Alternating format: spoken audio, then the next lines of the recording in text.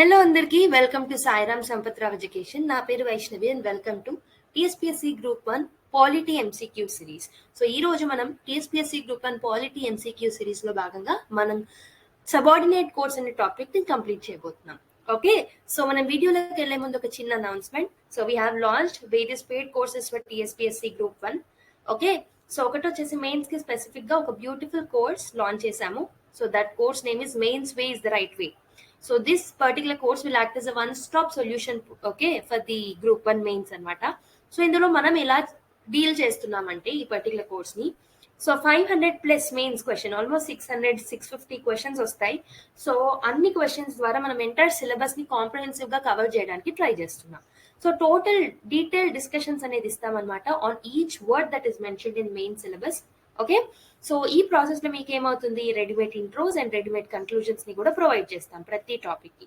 So this is a beautiful course and this can act is a one stop solution for you people. So ఈ particular course ని మేము just 7,999 కి provide చేస్తున్నాం అనమాట. This is for 1 year validity and 2 years వ్యాలిడిటీకి ఏమో 9,999 కి provide చేస్తున్నాం. ఎవరికైనా కావాలి అనుకుంటే you can purchase. Okay, so next వచ్చేసి TSPSC group 1 prelims and mains కి సంబంధించి ఇంకో కోర్స్ లాంచ్ చేశాం. సో దీంట్లో మనము ఎంటైర్ సిలబస్ ని కాంప్రహెన్సివ్ గా కవర్ చేసుకుంటున్నాం. స్పెషల్ ఎంఫసిస్ వచ్చేసి తెలంగాణ స్పెసిఫిక్ టాపిక్స్ మీద ఉంటుంది. Exclusive focus mains answer writing మీద ఉంటుంది. And prelims test series are also included in this particular course. So if you want to purchase this course, 1 year వ్యాలిడిటీకి fee వచ్చేసి 12,999 అనమాట. లేదు మాకు 2 years వ్యాలిడిటీ కావాలి అంటే 14,999 కి ప్రొవైడ్ చేస్తున్నాం. ఎవరికైనా ఈ 2 కోర్సెస్ లో ఏదైనా పర్చేస్ చేయాలి అనుకుంటే 63059 55532 అనే నంబర్కి కాల్ చేసి you can enrol in to this particular courses. ఇంకెందుకు ఆలస్యం, మరి వెంటనే జాయిన్ అయిపోయి you can become excellent in your performance. Okay, so let's start the video. So last class లో అయితే మనం సబార్డినేట్ కోడ్స్ అనే టాపిక్ స్టార్ట్ చేశాం కదా. సో దాని బేసిస్ మీద ఒక 5 క్వశ్చన్స్ సాల్వ్ చేద్దాం. దాని తర్వాత ఈరోజు టాపిక్ లోకి వెళ్దాం. So consider the following statements. So ఇక్కడ ఒకవేళ మీకు క్లియర్ గా లేకపోతే నేను చదువుతాను చూడండి. Consider the following statements. First statement ఏంటంటే, the district judge exercises both judicial and administrative powers. Okay, so second statement, the session judge has no power to impose capital punishment. Which of the following statements given above is or are correct? Option A only 1, option B only 2, option C both 1 and 2, option D neither 1 nor 2. ఒకసారి try చేయండి. ఇప్పుడు so మనం ఏదైతే నేర్చుకున్నామో దాంట్లో నుంచే frame చేసిన question. So nothing outside. ఒకసారి try చేయండి. So I hope you people have tried it. So మీరు చూసుకుంటే district judges exercises both judicial and administrative powers, ఇది కరెక్టే, మనం చూసాం కదా లాస్ట్ క్లాస్ లో. And session judge has no power to impose capital punishment అంటున్నాడు.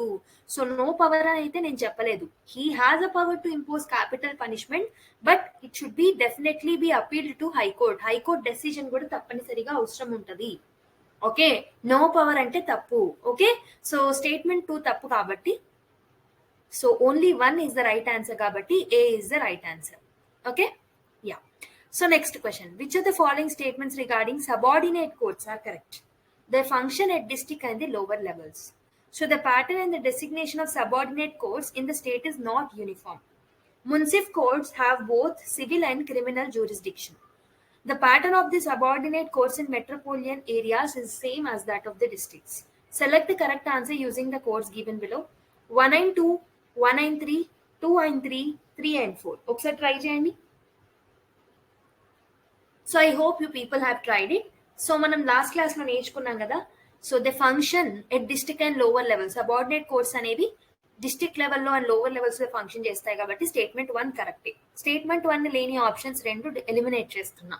ఓకే, సో సెకండ్ స్టేట్మెంట్ చూడండి. The pattern and designation of subordinate courts in the states is not uniform. So నేను చెప్పాను ఒక్కొక్క స్టేట్ లో ఒక్కొక్క పద్ధతి ఉంటుంది, యూనిఫామ్ మెథడ్ అనేది ఫాలో అవ్వరని చెప్పేసి. సో సెకండ్ స్టేట్మెంట్ లేని ఆప్షన్ ఏంటి, బి. సో అది కూడా ఎలిమినేట్ చేస్తే మనకు డైరెక్ట్ ఆన్సర్ వస్తుంది. హవెవర్ మీరు చూడండి, munsif courts have both civil and criminal jurisdiction అంటున్నాం. లేదు, మున్సిఫ్ కోర్ట్స్ కి క్రిమినల్ అండ్ సివిల్ జ్యూరిస్డిక్షన్ 2 ఉండవు. ఓకే, లాస్ట్ క్లాస్ లో మనం డిస్కస్ చేసాం ఇది కూడా. Next, the pattern of subordinate courts in metropolitan areas is same that of the districts అంటే కాదు, మెట్రోపాలిటన్ ఏరియాస్ లో మనకి డిఫరెన్స్ గా ఉంటుంది. ఓకే, డిఫరెంట్ ప్యాటర్న్ అనేది ఉంటుంది. సో మనకి ఫోర్త్ స్టేట్మెంట్ థర్డ్ స్టేట్మెంట్ తప్పు కాబట్టి ఓన్లీ 1 and 2 కరెక్ట్ కాబట్టి option A is the right answer for this question. Okay, I hope మీకు అర్థమైందని అనుకుంటున్నా. నెక్స్ట్ క్వశ్చన్కి వెళ్ళిపోదాం. నెక్స్ట్ థర్డ్ క్వశ్చన్ చూడండి. Who among the following appoints the district judge in the state? The governor of the state, the president of India, the chief minister of the state, the chief justice of the high court of the state. So ఒకసారి try చేయండి pause చేసుకొని వీడియోని. So I'm hoping that you have tried it. The right answer is district judge is appointed by the governor of the state anamata. So option A is the right answer. So by taking the advice of the high court of the state concerned, so దాని తర్వాత district judge ని appoint చేసే బాధ్యత governor కు ఉంటుంది. Okay, so option A is the right answer. Next fourth question. Who appoints the judicial officers of the subordinate judiciary other than the district judges? వేరే judges కాకుండా okay, మిగతా officers ఎవరైతే ఉంటారో సబార్డినేట్ జ్యుడిషియరీలో వాళ్ళని ఎవరు అపాయింట్ చేస్తారు? UPSC, SPSC, okay, governor in accordance with the rules made by him in consultation with the high court and state public service commission. Option D, governor in consultation with the high court exercising jurisdiction in relation to that state. Okay, so ఒకసారి try చేయండి question ని. So I'm hoping that you people have tried it. So నేను చెప్పాను కదా, so normal గా district judge ని appoint చేసేటప్పుడేమో only high court ని consult చేస్తాడు గవర్నర్. వేరాస్ డిస్ట్రిక్ట్ జడ్జ్ కాకుండా సబార్డినేట్ జడ్జెస్, సబార్డినేట్ జ్యుడిషియరీలో మిగతా ఆఫీసర్స్ ఎవరైతే ఉంటారో వాళ్ళ అపాయింట్మెంట్ లో governor will actually take decisions of the SPSC, State Public Service Commission, and also High Court, respective High Court. Okay, so option C is the right answer anamata for this particular question. Next question. Which one of the following is not the qualification for a person to be appointed as a district judge? So what should be not a qualification antunadu? Qualification kaanidi enti? He should not already be in the service of the central or the state government. He should have been an advocate or a pleader for 7 years. He should have completed the age of 30 years. He should be recommended by the High Court for the appointment. Okay, try cheyandi ippudu. So I hope you people have tried it. So నేను మిగతా 3 చెప్పాను కానీ age criteria అయితే ఎక్కడ mention చేయలేదు. So age criteria అనేది district judge కి mention ఉండదు క్వాలిఫికేషన్ లో. Whereas he should not serve under the central or state government. Okay, and also he should be serving as advocate or pleader for 7 years in any high court. Okay, and also he should be recommended by the high court anamata for appointment. So ee 3 statements correct, whereas third statement tappu kabatti edi wrong answer ani adugutunnadu kabatti C is the incorrect statement and it's the right answer for fifth question. Okay, so ippudu subordinate judiciary lo oka kotta concept నేర్చుకుందాం. దాని పేరు లోక్ అదాలత్ అన్నమాట. Okay, Lok Adalat అంటే ఏంటి? It is the forum where the cases or disputes which are pending in the court or which are at pre-litigation state. Pre-litigation state ante enti? Okay, which are not yet brought before the state are compromised or settled in an amicable manner. So normal ga ఏవైతే disputes ఉంటాయో disputes already కోర్టులోకి వెళ్ళినాయి లేదా కోర్టులోకి వెళ్ళక ముందు pre litigation stage అని అంటాం. Okay, litigation కన్నా ముందు స్టేజ్ అంటే ప్రీ లిటిగేషన్ స్టేజ్ లో ఉన్న కేసెస్ ని కోర్ట్స్ మీద ఉన్న భారాన్ని తగ్గించడానికి ముందే అమికబుల్ మేనర్ లో, ఫ్రెండ్లీ మేనర్ లో డీల్ చేసేది మనకి ఈ లోక్ అదాలత్ అన్నమాట. లోక్ అదాలత్ అనే బాడీ డీల్ చేసేస్తుంది before it going in to the court it self. And if it is going to the court, if even after it went to court also it will disputes will be resolved by Lok Adalat అన్నమాట. So supreme court ఒక meaning అనేది ఇచ్చింది అనమాట లోక్ అదాలత్ కి. So Lok Adalat is an old form of adjudicating system. Adjudicating system అంటే a system which provides justice. Okay, prevailed in ancient India and its validity has not been taken away even in the modern days too. So normal గా supreme court ఏం చెప్తుంది అంటే లోక్ అదాలత్ అనేది ఒక old form of adjudicating body అన్నమాట. So అదేంటంటే olden days లోనే కాదు, ఇప్పుడు మోడర్న్ డేస్ లో కూడా మనం దాన్ని యూటిలైజ్ చేసుకుంటున్నాము. Okay, Lok Adalat is nothing but it's a people court అని చెప్పేసి చెప్తుంది. What it is called as? It is called as people's court అని చెప్పేసి మనకి సుప్రీం కోర్ట్ లోక్ అదాలత్ ని పిలుస్తుంది అలా. As the Indian courts are overburdened with the backlog of cases and the regular courts are to decide the cases involving a lengthy, expensive and tedious procedure, the court takes years together to settle even petty cases. So normal గా మనకు తెలుసు almost 4 crore cases కన్నా ఎక్కువగా pending లో ఉన్నాయి మన జ్యుడిషియరీలో. So pendency of the cases ఎక్కువగా ఉండడం వల్ల, తొందరగా కేసెస్ సాల్వ్ కాకపోవడం వల్ల, అండ్ మనకి దానివల్ల బర్డెన్ అనేది పెరిగిపోతుంది. ఓకే, జస్టిస్ అనేది తొందరగా రావట్లేదు. సో అందుకే లోక్ అదాలత్ లాంటి వాటి హెల్ప్ తో ఆ పెండింగ్ కేసెస్ ని తగ్గించి, ఆ లెంతీ ప్రొసీజర్స్ ఎక్స్పెన్సివ్ ప్రొసీజర్ గా కాకుండా అమికబుల్ మేనర్ లో, ఒక ఫ్రెండ్లీ మేనర్ లో, ఈజీ వేలో ప్రాబ్లమ్స్ ని సాల్వ్ చేస్తుంది అనమాట Lok Adalat. Okay, this is an alternative resolution or a device for expeditious and inexpensive justice. So it's a device for an inexpensive justice anamata. In Lok Adalat proceedings, there are no victors and vanquished and thus no rancor. So normal ga Lok Adalat ఏమంటుంది, so it will act as a alternative dispute redressal mechanism అనమాట. అంటే ఒక alternative వేలో disputes ని మనం resolve చేసుకుంటాము. ఓకేనా. So normal గా ఈ పద్ధతి ఏదైతే ఉందో లోక్ అదాలత్ లో మనకి ఈ ప్రాసెస్ ఏదైతే ఉందో that is viable, economic and efficient and the informal one. ఓకేనా. నార్మల్ గా సో మనం కోర్టుకి వెళ్ళడం ఒక హెక్టిక్ బాధ్యత అనమాట. మనం చాలా డబ్బులతో కూడిన పని. మనం వెళ్ళాలి, కేసెస్ ని సాల్వ్ చేయించుకోవాలి, ఎన్నిసార్లు పిలుస్తే అన్నిసార్లు వెళ్ళాలి, అండ్ లాయర్ కోసం ఖర్చు పెట్టాలి, ఎన్నో ప్రాసెస్ ఉంటాయి. ఎంతో అనెకానమికల్ ప్రాసెస్ అనమాట, చాలా ఖర్చుతో కూడిన పని. సో అలాంటి వాటిని తగ్గించి ఈ లోక్ అదాలత్ అనేది ఒక వయబుల్ మేనర్ లో, ఒక ఎకానమిక్ మేనర్ లో, ఒక ఎఫిషియెంట్ మేనర్ లో మన కేసెస్ అనేది డీల్ చేస్తుంది. Okay. So Lok Adalat is another alternative in judicial justice. This is a recent strategy for delivering informal, cheap and expeditious justice to the common by way of settling disputes which are pending in the court. So normal ga court lo pending ఉన్న cases ni lekapothe pre litigation stage lo ఉన్న cases ni okay by means of persuasion, common sense తో, humanistic approach తో cases ni solve చేస్తుంది అన్నమాట. ఓకేనా. So normal గా దీన్ని solve చేయడానికి అందులో ఉన్న మనుషులు they are specially trained and experienced team అనే వాళ్ళు ఉంటారనమాట. They will look in to that particular case and they will solve that particular case. ఓకేనా. లోక్ అదాలత్ అంటే ఏంటో మీకు అర్థమైందని అనుకుంటున్నా.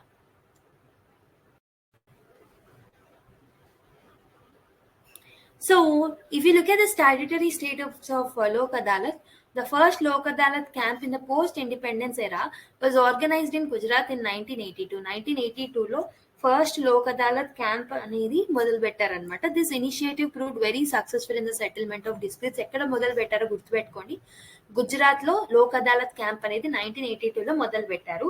సో ఇట్ వాస్ సక్సెస్ఫుల్ అనమాట in settling the disputes in Gujarat area. Consecutively ఏం చేసిందంటే లోక్ అదాలత్ అనేది వేరే కంట్రీలో ఉన్న డిఫరెంట్ ఏరియాస్ కి స్ప్రెడ్ అవ్వడం మొదలు పెట్టింది ఈ క్యాంపెయిన్ అనేది. So at that time this institution was functioning as a voluntary and conciliatory agency without any statutory backing. అంటే దానికి ఒక చట్టం అంటూ ఏం లేదు, ఒక వాలంటరీ ఓకే ఏమంటారు, ఒక వాలంటరీ ఆర్గనైజేషన్ గా పనిచేస్తూ ఉంటుంది అనమాట ఆ టైంలో. సో దానికంటే ఒక చట్టం అనేది ఏర్పాటు చేయలేరు. సో చట్టం ద్వారా కాన్స్టిట్యూషన్ లో మెన్షన్ చేయడమో లేకపోతే ఓకే దానికి ఒక లీగాలిటీ అనేది లేదు అనమాట ఆ టైంలో. In a view of its growing popularity there arose the demand for providing a statutory backing to the institution and the awards given by the Lok Adalat. Hence the institution of Lok Adalat has been given statutory status under legal service authority act of 1987.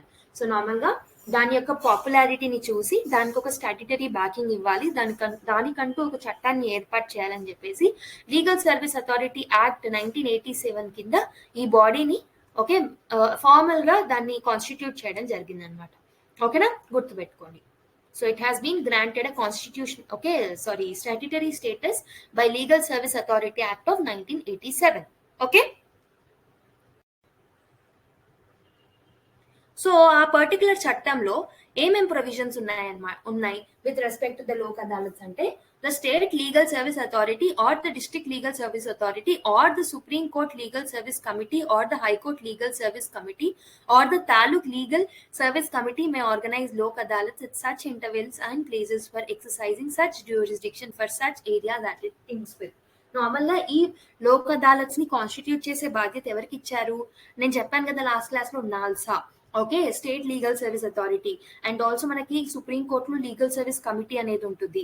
Okay taluk లెవెల్లో ఉంటుంది, district లెవెల్లో legal service authorities ఉంటాయి. So అవన్నీ ఎప్పుడంటే వాళ్ళకి correct time అనేది వచ్చింది, ఖచ్చితంగా మనం ఇక్కడ ఒక లోక్ అదాలత్ ని ఎస్టాబ్లిష్ చేయాలి, it is fit to establish Lok Adalat here అని వాళ్ళకి అనిపించినప్పుడు వాళ్ళు ఎస్టాబ్లిష్ చేయొచ్చు. Every Lok Adalat organised for an area shall consisting of such members of serving or retired judicial officers and other officers of that area as may be specified by agency organizing such Lok Adalat. So normal గా ఏ agency అయితే ఆ లోక్ అదాలత్ ని organise చేస్తుందో ఆ లోక్ అదాలత్ ని organise చేసిన ఆ particular agency, so ఆ ఏరియాలో ఉన్న జుడిషియల్ ఆఫీసర్స్ ఎవరైతే రిటైర్ అయి ఉన్నారో వాళ్ళని తీసుకురావచ్చు. Okay, who are serving judicial officers వాళ్ళని కూడా లోక్ అదాలత్ లో మెంబర్స్ గా చేర్చొచ్చు అనమాట. So whatever that agency things fit that agency can do in such a way అనమాట. Okay, generally Lok Adalat consist of a judicial officers as a chairman and a lawyer and social worker as a members. So normal గా అందులో ఎవరు ఉంటారు అంటే ఒక judicial officer ఉంటారు అనమాట. Chairman గా ఒక జుడిషియల్ ఆఫీసర్ ఉంటారు, అండ్ ఒక లాయర్ ఏమో అడ్వకేట్ గా పనిచేస్తూ ఉంటారు, అండ్ మిగతా వాళ్ళందరూ సోషల్ వర్కర్స్ ఉంటారు అనమాట. ఓకే, సో అది Lok Adalat shall have jurisdiction to determine and to arrive at a compromise or settlement between the parties to disputes in respect of any case pending before any court or any matter which is falling within the jurisdiction of any court and not brought before such court. So normal ga ఏవేవి settlement చేస్తుంది, ఏవేవి compromise కి తీసుకొస్తుంది లోక్ అదాలత్ అంటే, ఏదైనా court ముందు pending లో ఉన్నా, లేకపోతే ఒకవేళ కోర్టు యొక్క జ్యూరిస్డిక్షన్ లో ఉండి కూడా, so if it is not brought before the court still అంటే ప్రీ లిటిగేషన్ స్టేజ్ లో ఉన్న cases, and also even if it is okay కోర్టుకి వెళ్ళినా కానీ కోర్టులో జస్టిస్ అనేది ఇంకా రాలేదు, పెండింగ్ లో ఉంది అన్నప్పుడు అలాంటి కేసెస్ ని లోక్ అదాలత్ టేకప్ చేసుకోవచ్చు అనమాట. Okay, so thus the Lok Adalat can deal with not only the cases pending before a court but also disputes at the pre-litigation stage. So already cheppanu din gurinchi. So the various matters such as matrimonial, family disputes, criminal cases, land acquisition cases, labor disputes, workmen compensation cases, bank recovery cases, pension cases, housing board and slum clearance cases, housing finance cases, consumer grievance cases, electricity matters, okay, disputes regarding the telephone bills, municipal matters, disputes with cellular companies, ఇవన్నీ మనకి లోక్ అదాలత్ కిందకి వస్తూ ఉంటాయి అనమాట.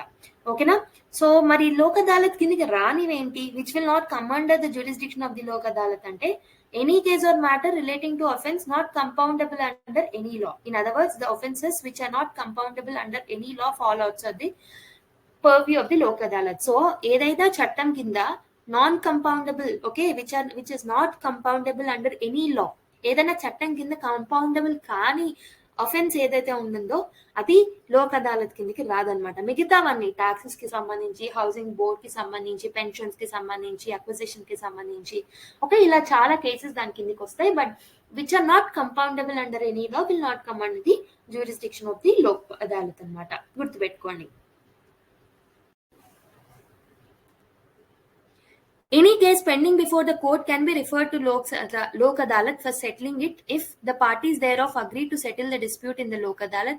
One of the parties thereof makes an application to the court referring the case to Lok Adalat, or the court is satisfied that matter is an appropriate one to take cognizance of by the Lok Adalat. In case of a pre-litigation dispute, the matter can be referred to the Lok Adalat for settlement by an agency organizing the Lok Adalat on receipt of an application from any one of the parties in disputes. So ఇక్కడ ఉన్న meaning అంతా ఇప్పుడు చెప్పడానికి try చేస్తాను చూడండి. So normal గా లోక్ అదాలత్ కిందికి ఒక కేసు రావాలంటే అది ప్రీ లిటిగేషన్ స్టేజ్ లో ఉన్నప్పుడు రావచ్చు అని చెప్పాను, అంటే ఇంకా కోర్టుకి వెళ్ళలేదు అది. సో అలాంటి స్టేజ్ లో రావచ్చు, అండ్ ఆల్సో పోస్ట్ లిటిగేషన్ అంటే కోర్టుకి వెళ్ళింది కానీ పెండింగ్ లో ఉంది అని అనిపించినప్పుడు కూడా దాని కిందికి రావచ్చు. సో ఫస్ట్ కేసులో ఏమవుతుంది అంటే, లోక్ అదాలత్ ని ఎవరు కాన్స్టిట్యూట్ చేస్తారని చెప్పాను.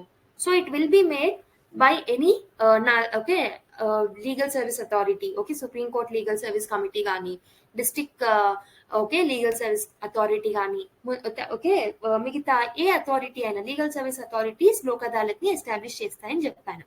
సో ఒకవేళ పెండింగ్ ఉందనుకోండి కోర్టులో, దానికి ఒకలా ఉంటుంది. ప్రీ లిటిగేషన్ లో ఉందనుకోండి, దానికి ఒకలా ఉంటుంది. సో మరి ప్రీ లిటిగేషన్ లో ఉన్నప్పుడు, సో ఏదైతే లోక్ అదాలత్ ని కాన్స్టిట్యూట్ చేసిందో, ఏ బాడీ అయితే లోక్ అదాలత్ ని ఫ్రేమ్ చేసిందో, అంటే ఆ పర్టికులర్ బాడీని ఎనాక్ట్ చేసిందో, ఆ పర్టికులర్ ఓకే బాడీ ఏదైతే ఉందో, ఫర్ ఎగ్జాంపుల్ నాల్సా ఏదైతే ఉందో, ఓకే, ఒక నాల్సా లోక్ అదాలత్ ని కాన్స్టిట్యూట్ చేసింది ఒక ఏరియాలో అనుకుందాం.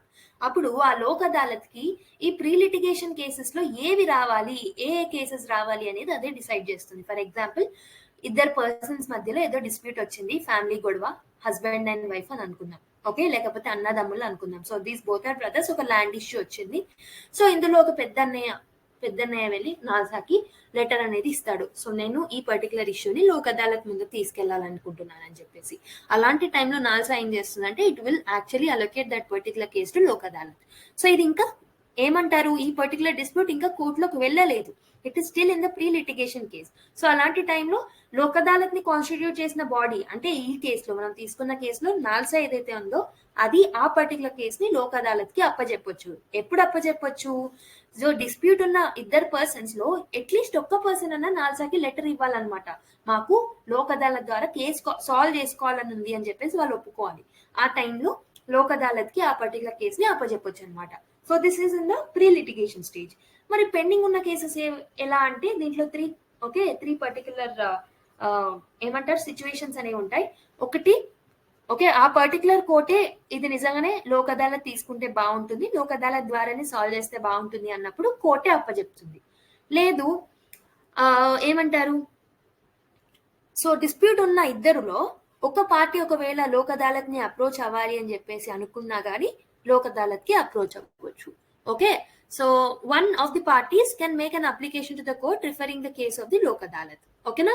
సో లేదా ఇద్దరు పార్టీస్ కి లోక్ అదాలత్ నో కేసుని సాల్వ్ చేయాలనుకున్నప్పుడు కూడా లోక్ అదాలత్ కి వెళ్తుంది. So I repeat it again, pending ఉన్న కేసెస్ అప్పుడు లోక్ అదాలత్ కి అప్పచెప్పాలనుకుంటే కోర్టే అప్పచెప్పొచ్చు. So this is first case.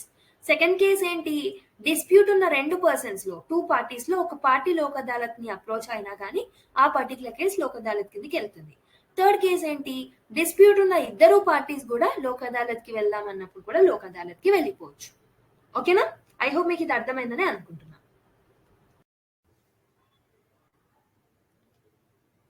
So మరి లోక్ అదాలత్ కి ఏం పవర్స్ ఉంటాయి? Lok Adalat shall have the same powers as vested in the civil court under the code of civil procedure కింద ఎలాంటి సివిల్ కోర్ట్ కి ఎలాంటి పవర్స్ ఉంటాయో లోక్ అదాలత్ కి కూడా అలాంటి పవర్సే ఉంటాయన్నమాట. So while trying a suit in respect of the following matters, it will have a power of a civil court. Civil court కి కోడ్ ఆఫ్ సివిల్ ప్రొసీజర్ కింద ఎలాంటి పవర్స్ అయితే ఉంటాయో అలాంటి పవర్స్ లోక్ అదాలత్ కి ఉంటాయన్నమాట. సో ఎలాంటి మ్యాటర్స్ ని డీల్ చేసినప్పుడు సివిల్ కోర్ట్ కి పవర్స్ ఉన్నట్టు ఉంటాయంటే, while summoning and enforcing the attendance of any witness, examining him on oath. So normal గా ఒక పర్సన్ యొక్క అటెండెన్స్ ని కోరొచ్చు. ఫర్ ఎగ్జాంపుల్ ఒక పర్సన్ నా ముందు ఒక పర్సన్ ని, ఒక విట్నెస్ ని ప్రవేశపెట్టండి అన్నప్పుడు ప్రవేశపెట్టాల్సిందే according to CrPC. Okay, sorry, code of civil procedure. And next వచ్చేసి discovery and production of any document. So నాకు సో డాక్యుమెంట్ కావాలి అన్నప్పుడు ఖచ్చితంగా లోక్ అదాలత్ కి ఆ డాక్యుమెంట్ ఆ పర్టికులర్ బాడీ అప్పచెప్పాల్సిందే అనమాట. ఓకేనా? So the reception of evidence on affidavits and requisitioning of any public record or document from any court or office. So again public documents కోరినప్పుడు అప్పచెప్పాల్సిందే. అండ్ వేరే ఏ మ్యాటర్స్ లోక్ అదాలత్ అడిగినా ఖచ్చితంగా లోక్ అదాలత్ కి ఆ మ్యాటర్స్ లో ఏ బాడీ అయినా, పబ్లిక్ బాడీ అయినా, ఎవరైనా డెఫినెట్ గా లోక్ అదాలత్ కి రెస్పెక్ట్ ఇస్తూ లోక్ అదాలత్ చెప్పింది చేయాల్సిందే. Further, a Lok Adalat shall have a requisite powers to specify its own procedure for determination of any dispute coming before it. So normal గా దాని ఓన్ ప్రొసీజర్స్ ని కూడా ఇచ్చుకోవచ్చు అనమాట లోక్ అదాలత్. ఒక పర్టికులర్ కేస్ ని సాల్వ్ చేయడానికి ఎలాంటి ప్రొసీజర్ అది ఫాలో అవుతుందో దాన్ని కూడా నిర్ణయించుకోవచ్చు. Also all proceedings before Lok Adalat shall B deemed to be judicial proceedings with in the meaning of the IPC and every Lok Adalat shall B deemed to be civil court and purpose of the code of criminal procedure. So normal గా so Lok Adalat ఇచ్చిన judicial proceedings అన్నిటినీ మనము, so normal గా లోక్ అదాలత్ కొన్ని judgement ఇస్తుంది కదా, and also కొన్ని procedures ని ఫాలో అవుతుంది కదా, అన్నిటినీ మనము ఐపీసీ కింద జుడిషియల్ ప్రొసీడింగ్స్ కిందనే లెక్క చేస్తాం అనమాట. ఓకేనా? సో అది ఎక్స్ట్రా జుడిషియల్ బాడీ అయినప్పటికీ మనకి జుడిషియల్ ప్రొసీడింగ్స్ కిందనే మనం దాన్ని లెక్క కడతాము. అండ్ ఆల్సో ఇంకొకటి ఏంటంటే దానికి ఎలాంటి పవర్స్ ఉంటాయి అంటే, సేమ్ ఒక సివిల్ కోర్ట్ కి కోడ్ ఆఫ్ క్రిమినల్ ప్రొసీజర్ కింద సివిల్ ప్రొసీజర్ కింద ఎలా పవర్స్ ఉంటాయో అలానే ఉంటాయి. అండ్ ఒక సివిల్ కోర్ట్ కి ఓకే నార్మల్ గా కోడ్ ఆఫ్ క్రిమినల్ ప్రొసీజర్ కింద ఎలాంటి పవర్స్ ఉంటాయో అలానే ఉంటాయి అనమాట. Okay, an award of a Lok Adalat shall be deemed to be a decree of a civil court or order of any civil court. Okay, every award made by Lok Adalat shall be final and binding on all the parties to the dispute. No appeal shall lie to any court against the award of such Lok Adalat. Lok Adalat ఏదైతే judgement ఇస్తుందో దాన్ని మనం ఎలా treat చేస్తామంటే will treat it is same as a civil court ఇస్తే మనం ఎలా అయితే తీసుకుంటామో లోక్ అదాలత్ కోర్ట్ ఇచ్చిన డెసిజన్ ని కూడా అలానే ట్రీట్ చేయాలి. అండ్ ఆల్సో లోక్ అదాలత్ ఏదైతే జడ్జ్మెంట్ ఇస్తుందో that is binding on the parties అనమాట. ఖచ్చితంగా వాళ్ళు ఫాలో అవ్వాల్సిందే. అపీల్ లాంటివి చేసుకోనికి వీలు లేదు. అపీల్స్ అనేవి వీలు లేవు, గుర్తుపెట్టుకోండి.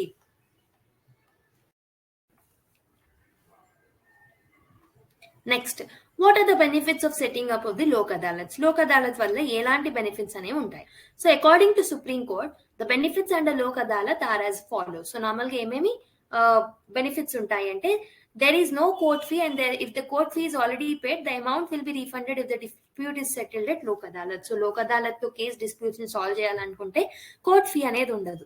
ఒకవేళ ఆల్రెడీ కేసెస్ అనేవి సుప్రీం కోర్ట్ కి వెళ్ళి పెండింగ్ లో ఉన్నప్పుడు లోక్ అదాలత్ కి తీసుకొస్తాము, అప్పుడు మనం సుప్రీం కోర్టులో కానీ హైకోర్ట్స్ లో కానీ వేరే కోర్ట్స్ లో కానీ ఫీ అనేది పే చేసి ఉంటాం.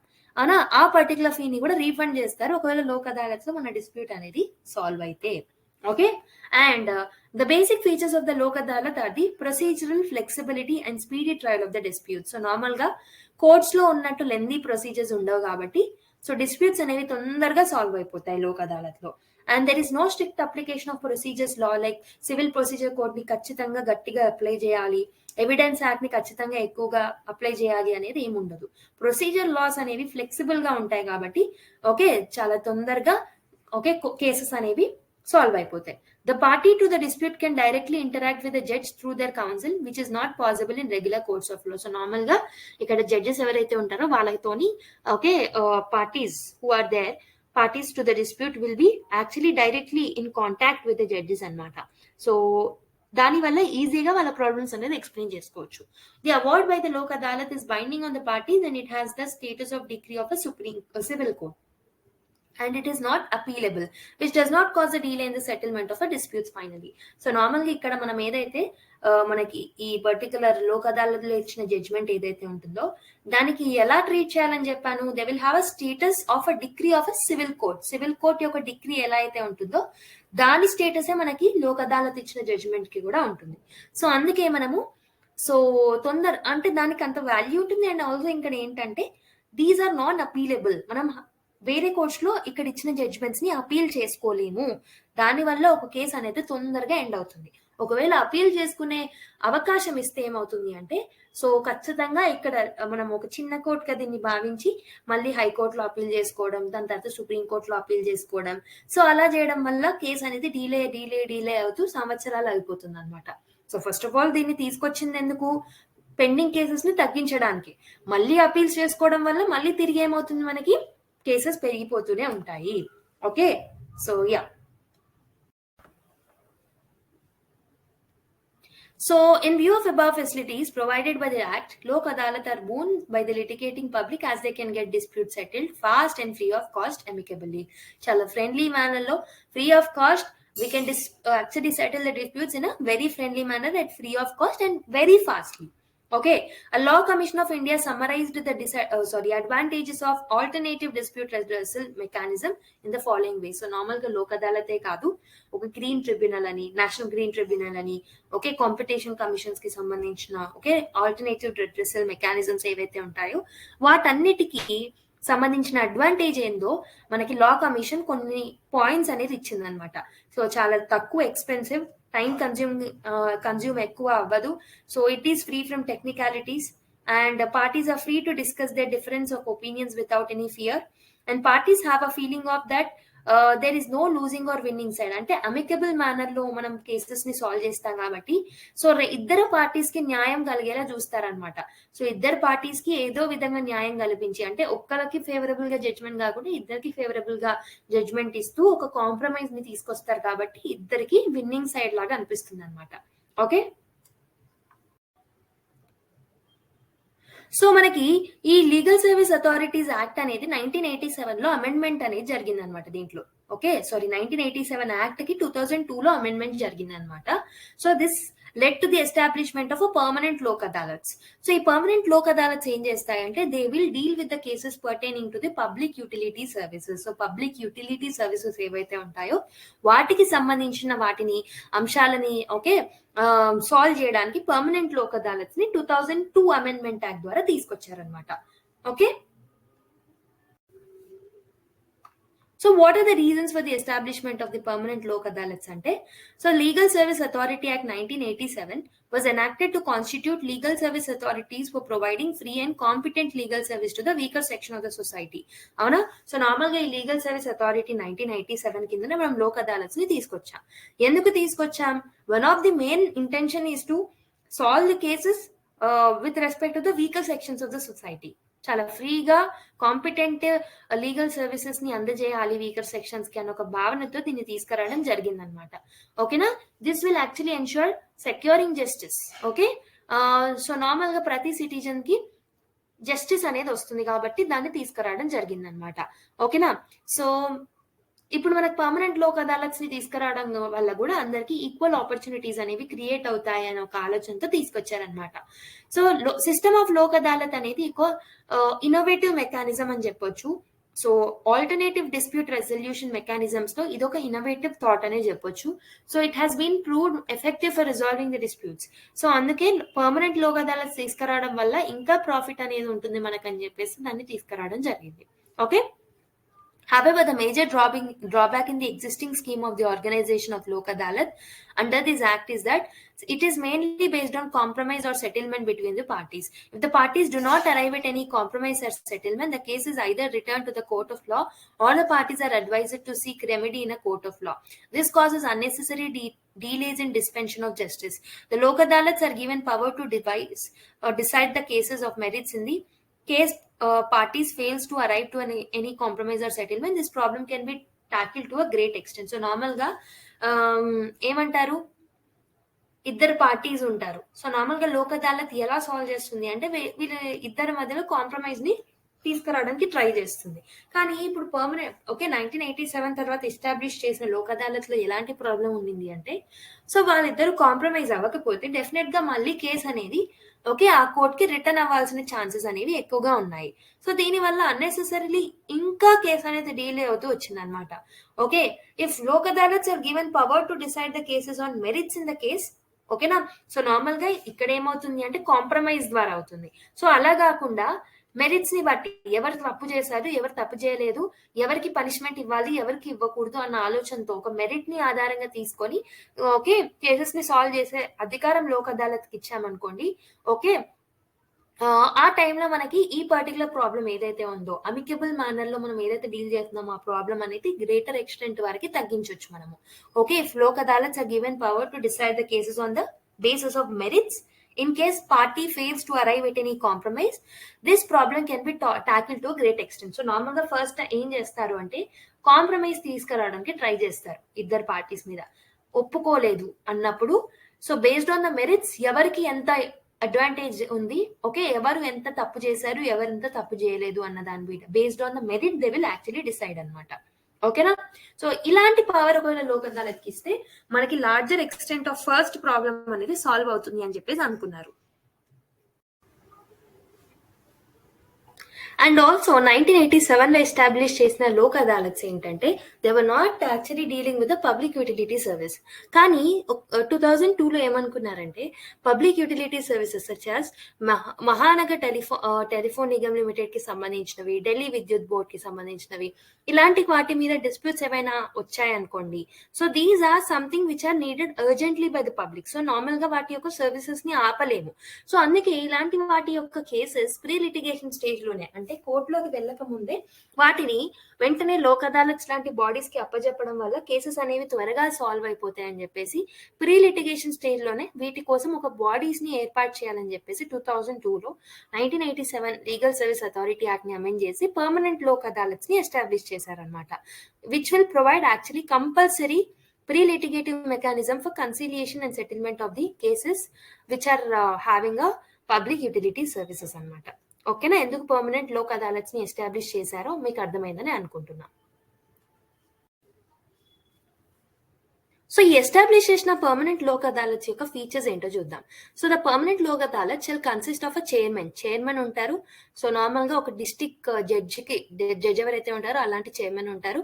Are an additional district judge will be the chairman, or judicial officer of higher rank will be the chairman anamata. Okay, and వాళ్ళు వాళ్ళతో పాటు ఒక బాడీని క్రియేట్ చేసి, సో నార్మల్గా ఎవరెవరు ఉంటారంటే the permanent Lok Adalat shall consist of a chairman ఉంటారు. సో నార్మల్గా ఈ చైర్మన్ ఎవరై ఉండొచ్చు, డిస్ట్రిక్ట్ జడ్జ్ అయినా ఉండొచ్చు, లేకపోతే ఒక అడిషనల్ డిస్ట్రిక్ట్ జడ్జ్ అయినా ఉండొచ్చు, or has held judicial office higher in rank than that of the district judge and 2 other persons having adequate experience in the public utility. So నార్మల్గా ఇతనైనా chairman ఉండొచ్చు. So దాంతో పాటు 2 other persons who are having a sufficient knowledge about public utility, వీళ్ళందరూ కలిపి ఒక body frame చేయాలన్నమాట. దాన్ని మనం పర్మనెంట్ లోక్ అదాలత్ అంటాం. So the permanent Lok Adalat shall exercise jurisdiction in respect to one or more public utility service such as transport service, passengers or goods by air, road and water, postal, telegraph, telephone services, ఇలాంటి వాటి గురించి 1 or 2 okay issues మీద అది deal చేస్తూ ఉంటుంది ఒక్కొక్క body. So the pecuniary jurisdiction of permanent Lok Adalat shall be up to rupees 10 lakhs. So 10 lakh వరకు ఈ వర్త్ ఉన్న కేసెస్ ని డీల్ చేయొచ్చు అనమాట. ఓకేనా? సో నార్మల్గా కావాలంటే central government can actually increase it jurisdiction also. Okay, 10 lakhs కన్నా ఎక్కువగా చేయాలి అంటే central government has to increase its pecuniary jurisdiction from time to time. So the permanent Lok Adalat shall have not jurisdiction in respect of matters relating to offence which are not compoundable under any law. Same Lok Adalat కి ఎలా అయితే ఏ లా కింద, ఏ చట్టం కింద compoundable కానీ offence ఏదైతే ఉంటుందో అలాంటివి it will not come under the jurisdiction of Lok Adalat అని చెప్పాను కదా. So they will not come under the jurisdiction of even permanent Lok Adalat also. So before the dispute is brought before any court, any party to the disputes may make an application to the permanent lok adalat for settlement of the dispute. After an application is made to the permanent lok adalat, no party to that application shall invoke jurisdiction of any court in the same dispute. So normal ga pre litigation cases ఏవైతే ఉంటాయో, అంటే ఒక కోర్టుకి వెళ్ళక ముందే ఇద్దరి మధ్యలో dispute ఏర్పడినప్పుడు ఆ పార్టీస్ లో, ఈ 2 parties లో ఎవరైనా ఒక పార్టీ వచ్చి అప్లికేషన్ పర్మనెంట్ లోక్ అదాలత్ కి పెట్టుకోవచ్చు. వన్స్ అప్లికేషన్ అనేది వీళ్ళకి ఇచ్చిన తర్వాత, లోక్ అదాలత్ పర్మనెంట్ లోక్ అదాలత్ కి ఇచ్చిన తర్వాత, so on same matter they should not go again to the other court అనమాట. సో లోక్ అదాలత్ కి వన్స్ అప్లికేషన్ పెట్టుకున్నామంటే అదే మ్యాటర్ మీద మళ్ళీ మీరు కోర్ట్ కి వెళ్లాల్సిన హక్కు మీకు ఉండదు అనమాట. Okay, where it appears to the permanent lok adalat that there exist elements of settlement which may be acceptable to the parties, it shall formulate the terms of possible settlement and submit them to the parties for their observation, and in case the parties reach an agreement, the permanent lok adalat shall pass an awarding terms thereof. In case parties to dispute fail to reach an agreement, the permanent lok adalat shall decide the dispute on the merits. So normal ga, so parties, 2 parties యొక్క information అదంతా లోక్ అదాలత్ కి అందిన తర్వాత, permanent Lok Adalat కి అందిన తర్వాత దాని యొక్క జడ్జ్మెంట్ అనేది చెప్తుంది. ఓకే, సో ఆ జడ్జ్మెంట్ కి 2 parties ఇన్వాల్వ్ అయిన 2 parties okay they are reaching and agreement, ఒక అగ్రిమెంట్ కి రీచ్ అయితే ఓకే. లేదు అగ్రిమెంట్ కి రీచ్ అవ్వలేదు అని అన్నప్పుడు పర్మనెంట్ లోక్ అదాలత్ ఏం చేస్తుంది అంటే, so it will actually give the judgment based on the merit అనమాట. సో ఫస్ట్ ఫ్రెండ్లీ మేనర్ లో డీల్ చేయడానికి ట్రై చేస్తుంది. అప్పటికి 2 కాంప్రమైజ్ అవ్వకపోతే అప్పుడు మెరిట్ బేస్డ్ మీద జడ్జ్మెంట్ అనేది ఇస్తుంది అనమాట. Every award which is made by the permanent Lok Adalat ఏదైతే ఉంటుందో it will B final and it will B binding on the parties. So మళ్ళీ దాన్ని అపీల్ చేసుకునే అర్హత అనేది ఉండదన్నమాట. ఓకేనా? సో నార్మల్ గా ఇక్కడ ఏం చెప్పాను, లోక్ అదాలత్ లో చైర్మన్ ఉంటారు. Okay, chairman can be district judge or additional district judge or any other person, okay, who are having a higher judicial rank. And also 2 other members ఉంటారు, వాళ్ళకి పబ్లిక్ యూటిలిటీ సర్వీస్ మీద sufficient knowledge ఉండాలి. ఏదైతే 10 lakhs కన్నా ఎక్కువగా worth ఉన్న cases అయితే ఏవైతే ఉన్నాయో అవిటిని వీళ్ళు టేకప్ చేయొచ్చు అనమాట. And if it want to increase the pecuniary jurisdiction, it will be in the hands of a central government అనమాట. అండ్ ఇంకొకటి ఏంటంటే, సో ఏవైతే cases which are not compoundable under any law, it will not be dealt by permanent Lok Adalat also. Normal గా ఇద్దరు parties లో ఎవరైనా లోక్ అదాలత్ కి application పెట్టుకోవచ్చు. వన్స్ అప్లికేషన్ పెట్టుకున్న తర్వాత సేమ్ మ్యాటర్ మీద మళ్ళీ కోర్ట్ కి వెళ్లే హక్కు అనేది వాళ్ళకు ఉండదు. సో వన్స్ లోక్ అదాలత్ ఇచ్చిన జడ్జిమెంట్ ఏదైతే ఉందో, ఇద్దరు పార్టీస్ ఒక అగ్రిమెంట్ కి రీచ్ అయితే ఓకే, రీచ్ కాకపోతే మెరిట్ బేస్డ్ మీద పర్మనెంట్ లోక్ అదాలత్ ఏం చేస్తుందంటే it will give a judgement అనమాట. And whatever the judgement or whatever the award that is given by the permanent Lok Adalat, that is final and that is binding on the 2 parties. Okay, I hope మీకు అర్థమైందని అనుకుంటున్నా. So now let's solve some questions related to Lok Adalat. So with reference to the Lok Adalat, consider the following statements. So there is no court fee payable when a matter is filed in the Lok Adalat. Statement 2. The award or decision made by the Lok Adalat is final and it is binding on all parties, and no appeal against such a reward lies before any court of law. If the parties are not satisfied with the award of Lok Adalat, they are free to initiate litigation by approaching the court of appropriate jurisdiction. Okay na? So which of the following statement given above is or are correct? 193 only, 192 only, 3 only, and none of the above. ఒకసారి try చేయండి. So I hope you people have tried it. So ఇక్కడ ఏంటంటే which are the following statements are incorrect అని అంటున్నాడు. So there is no court fee payable when matter is filed in Lok Adalat అంటే కరెక్టే. Okay, first statement కరెక్టే. So yeah, the award or decision made by the Lok Adalat is final. Already ఇద్దరు parties okay చెప్పిన తర్వాత అది final decision అనమాట. మళ్ళీ దాన్ని అప్పీల్ చేసుకునే అవకాశం అనేది ఉండదు. సో ఇది కూడా కరెక్టే. అండ్ ఒకవేళ ఇద్దరు పార్టీస్ సాటిస్ఫై అవ్వకపోతే అప్పుడు ఏం చేయొచ్చు? They are free to initiate litigation. అంటే మళ్ళీ ఏదైతే కోర్ట్ జ్యూరిస్డిక్షన్ లో ఆ పర్టికులర్ కేసు వస్తుందో మళ్ళీ దాన్ని తిరిగి తీసుకెళ్లొచ్చు. సో ఇది కూడా కరెక్టే. So none of the above are incorrect. So option D is the right answer. So this is not about permanent Lok Adalat, question is about Lok Adalat. కాబట్టి మళ్ళీ థర్డ్ స్టేట్మెంట్ కూడా కరెక్ట్ అవుతుంది. మళ్ళీ ఓకే, అప్రోప్రియేట్ జ్యూరిస్డిక్షన్ కి తీసుకెళ్లే ఛాన్స్ ఉంటుంది కాబట్టి థర్డ్ స్టేట్మెంట్ కూడా కరెక్టే ఈ పర్టికులర్ క్వశ్చన్ లో. So with reference to the Lok Adalats, which of the following statements is or are correct? These are the statutory bodies. So the decision made by these are deemed to be a decree of a civil court and binding on the parties to the disputes. There is no court fee required to pay when the matter is filed in the Lok Adalat. So ఇక్కడ మీకు options కనబడకపోతే ఇక్కడ రాస్తాను. 1 and 2 only is the first option. 2 and 3 only is the second option. 1 and 3 only is the third option. 1, 2 and 3 is the fourth option. ఒకసారి try చేయండి. So I hope you people have tried it. So the right answer is 1, 2 and 3. So these are the statutory bodies. మనకు తెలుసు చట్టం ఆధారంగా frame చేయబడిన bodies ని మనం statutory bodies అంటాం. సో దీనికి ఒక స్టాట్యుటరీ బ్యాకింగ్ అనేది వచ్చింది 1987 ప్రకారం కాబట్టి. So first option is correct. So first statement is correct. The decision made by these are having the same decree that of the civil court. So ఇది కూడా చెప్పాను. So and they are binding on the parties అని చెప్పాను. So this is also right. And no court fee, ఇది కూడా కరెక్టే. So all the three correct కాబట్టి D is the right answer. So next question చూడండి, which one of the following statements about Lok Adalat is incorrect? Under the Legal Service Authorities Act of 1987, Lok Adalat has been given a statutory status. Second statement, Lok Adalat can be constituted of serving or retired judicial persons only. Every award made by the Lok Adalat is final and binding on the parties. The award passed by Lok Adalat is deemed to be having a decree of a civil court. ఒకసారి try చేయండి. So the right answer is మనకి incorrect అంటే ఇక్కడ second statement అనమాట.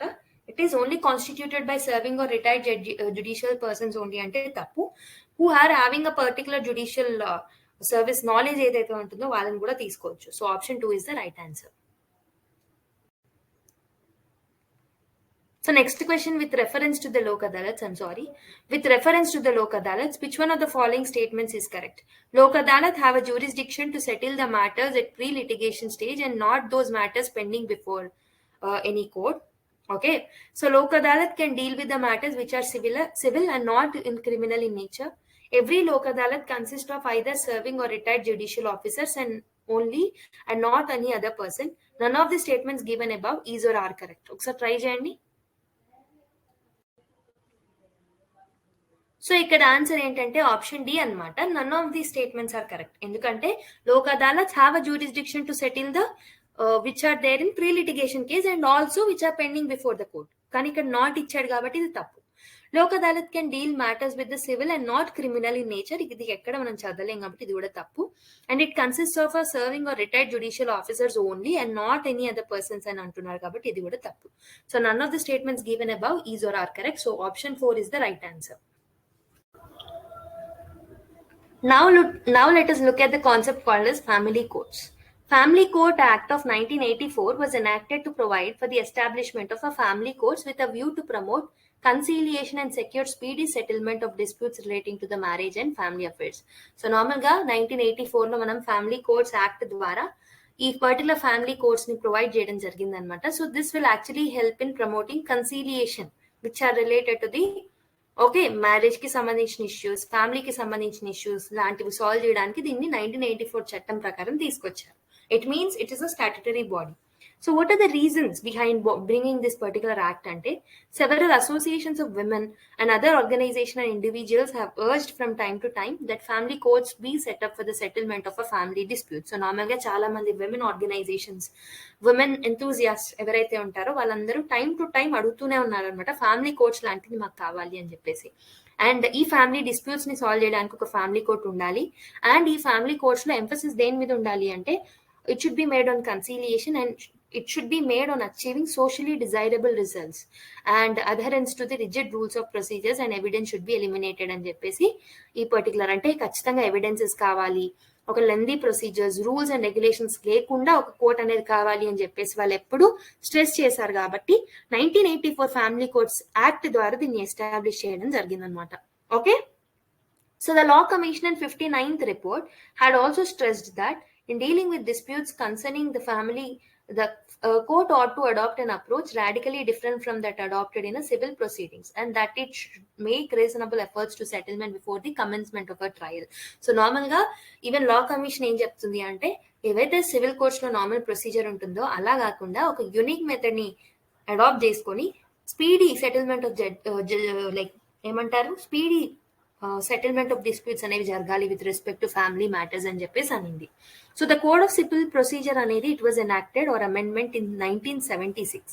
Okay, code of civil procedure ఏదైతే ఉందో 1976 లో amend చేశాము in order to provide for a special procedure which can be adapted relating to the matters of a ఫ్యామిలీకి సంబంధించిన మ్యాటర్స్ కి రిలేటెడ్ ఒక స్పెషల్ ప్రొసీజర్ ని అడాప్ట్ చేసుకున్నాం అనమాట through this particular 1976 amendment. However, not much use has been made by the courts in adopting the conciliatory procedure and courts continue to deal with the family disputes in the same manner.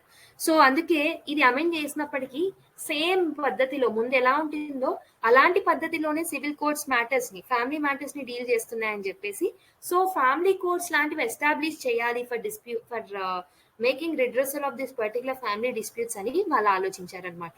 I hope మీకు అర్థమైంది. చాలా మంది women organisations చాలా రోజుల నుంచి request చేశారు and also law commission కూడా so ఒక డిఫరెంట్ ప్రొసీజర్ అనేది ఉండాలి for settling this particular family disputes అనడంతో కోర్ట్ ఈ particular code of civil procedure ని అమెండ్ చేశారు 1976 లో. హవెవర్ అమెండ్ చేసినప్పటికీ సివిల్ కోర్ట్స్ పాత పద్ధతిని ఫాలో అవ్వడంతో so there was an need that is felt in order to constitute the family courts అనమాట. సో ఈ ఫ్యామిలీ కోర్ట్స్ ఏం చేస్తాయంటే they will help in speedy settlement of the family disputes. Okay, these are the reasons why family courts got set up in 1984. And we have to look into the main objectives and reasons for setting up of this particular family courts. So, ఎందుకు setup చేశారు అంటే to create a specialized court which will exclusively deals with the family matter, so that such a court may have a necessary expertise to deal with these particular cases. Okay, na normal గా ఒక special court ఉండాలి, దాంట్లో expertise అనేది ఉండాలి in order to deal with the disputes relating to the family అని చెప్పేసి అనుకుంటున్నాను. This is one of the objective. And also to institute a mechanism for conciliations of the disputes relating to the family.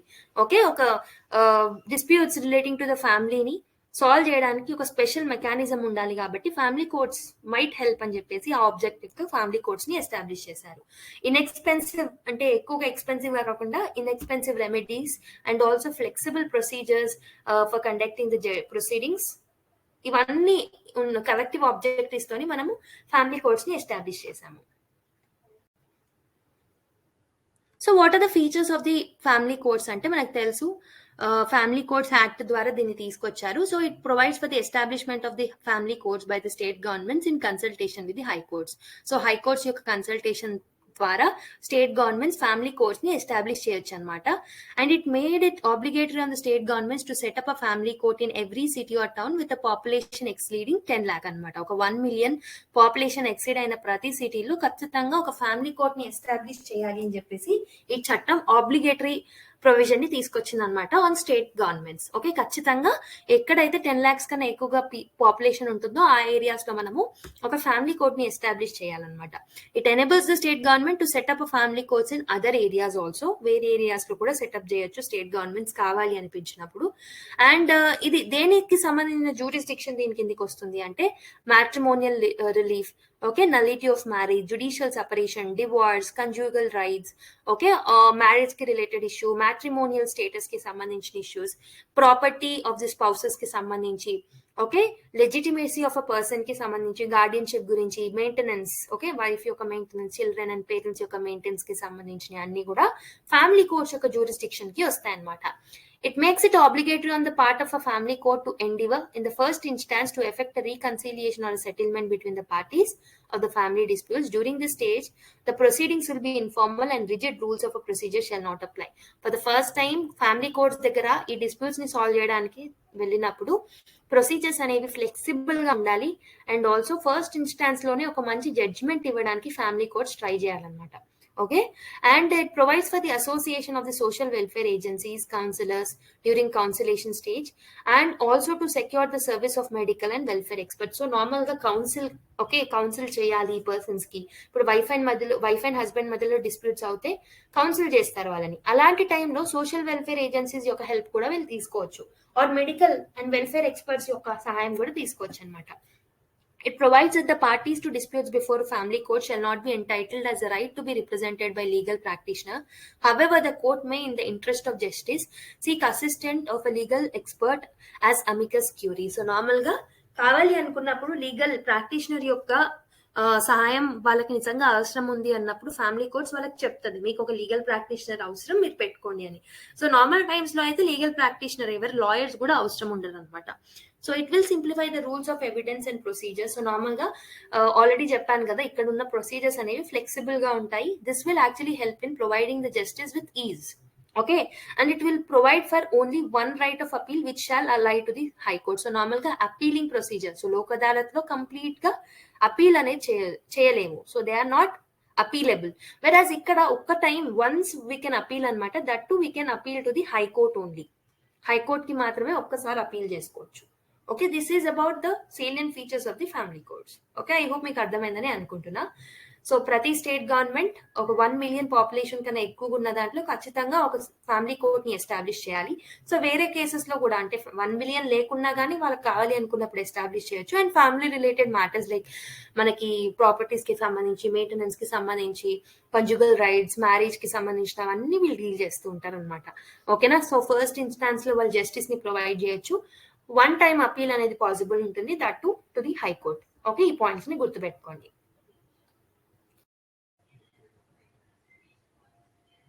So ఇప్పుడు ఒకసారి ఈ question ని try చేద్దాం.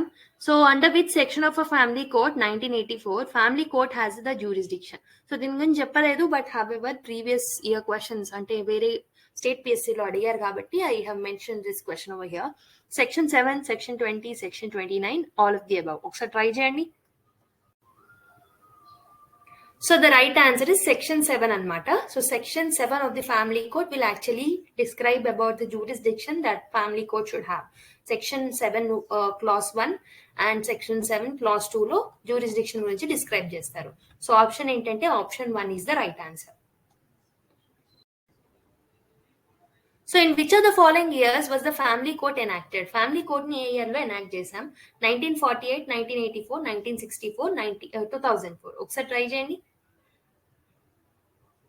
So the right answer is option 2. ఇంతకు ముందు నుంచి చదివాం కదా. So through an act of family courts, family courts an act అని తీసుకొచ్చేసి మనకి 1984 లో మనము ఈ పర్టికులర్ ఫ్యామిలీ కోర్ట్స్ ని ఎస్టాబ్లిష్ చేసాం. So family courts act of 1984. So option 2 is the right answer. So next వచ్చేసి which of the following statements are correct with respect to family courts? Family court come under the category, broad category of criminal courts. Cities with a population greater than 10 lakhs should have family court. Family court were formally established in 1984. They occasionally hear cases related to dacoity and assault. ఒకసారి try చేయండి.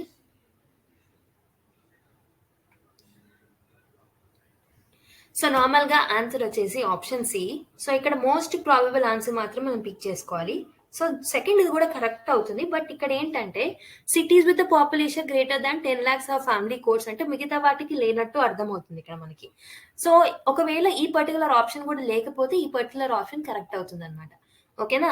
So family courts were formally established in 1984, ఇది కరెక్టే. వెరాస్ 10 lakh population above తో పాటు మిగతా courts లో కూడా, మిగతా వాటిలలో కూడా మనము ఫ్యామిలీ కోర్ట్స్ ని ఎస్టాబ్లిష్ చేయొచ్చు. So option C is the right answer. So next Gram Nyayalayas అనే ఒక ఫైనల్ టాపిక్ చూసేసి will solve some question and will end the class. So with that మనకి జ్యుడిషియరీ కంప్లీట్ గా అయిపోతుంది. గ్రామ్ న్యాయాలయాస్ యాక్ట్ అనేది 2008 లో ఎనాక్ట్ చేశారనమాట to provide for the establishment of Gram Nyayalayas at the grass root level. Grass root లెవెల్లో establish చేయడానికి Gram Nyayalayas act అనేది తీసుకొచ్చారనమాట 2008 లో. Okay, for the purposes of providing justice to the citizens at the doorsteps. So doorsteps లోనే justice తీసుకురావాలి.